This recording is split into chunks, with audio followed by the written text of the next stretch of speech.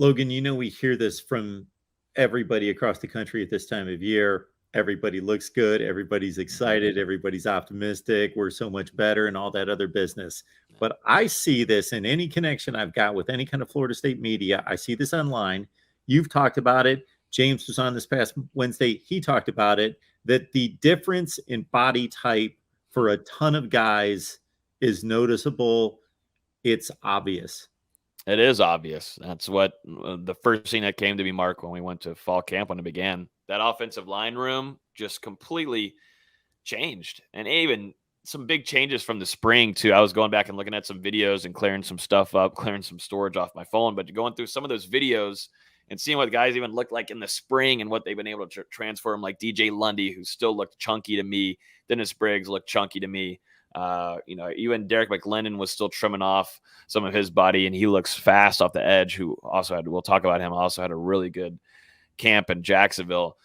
The size on these guys is changed. And that's I've always been, I'm the only one on the show usually, Mark, that is bringing up the size, the body changes, and the conditioning, because that plays, in my opinion, a big vital factor for the upcoming season. Beforehand, you're talking about some, I'm sorry, but Florida State has not had some dogs up in the front in a long while. Let's be honest. Every FSU fan could probably agree with me on that. You look at it, if you're looking at LSU versus Alabama, or if you're looking at even Oklahoma, you're looking at definitely Wisconsin. Those are your top tier, big size, big boys up front.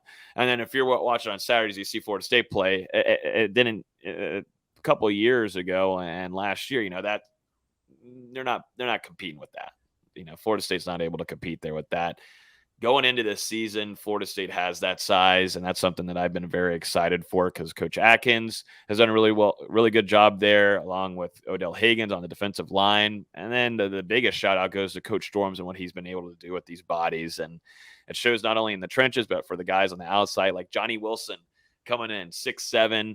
You're always worried, all right, 6'7", that's a twiglet, but nah, he's put on some size, and it helps him so much with bringing down balls. And he had a couple of really good plays there in Jacksonville too. He just continues to be on a trend there. But the size of these bodies that Florida State is going to be bringing into this upcoming season, people are going to see the difference. I'm excited for it. I keep on talking about Jared Verse. I'm talking a ton, watching Jordan Travis absolutely light it up last week in one of his best practices, if not his best practice he's ever had. I keep on talking about.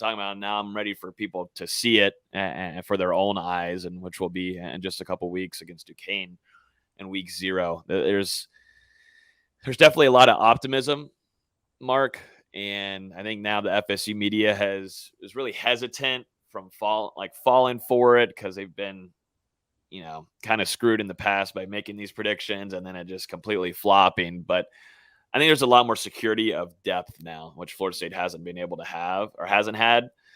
The depth definitely, at least for me, makes me feel a little bit more comfortable when we get into record predictions on, if someone were to go down, who can jump in and take their spot. And that's something that Norvell and the assistants have praised a lot. Depth is something that is the best it's ever been since Mike Norvell has been on campus.